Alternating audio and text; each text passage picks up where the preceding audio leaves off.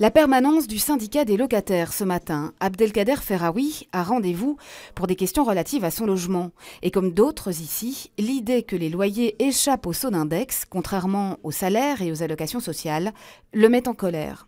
Le loyer indexé et le salaire pas indexé, c'est pas juste quand même.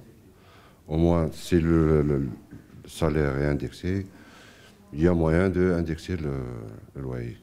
Mais indexer le loyer et geler les salaires, c'est inacceptable. Pour moi, c'est inacceptable.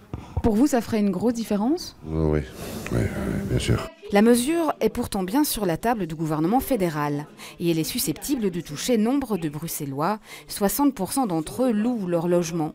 Concrètement, pour un loyer moyen, soit 640 € par mois, l'indexation, maximum 2% d'augmentation, reviendrait pour le locataire à payer autour de 12 € de plus chaque mois, soit 144 € par an.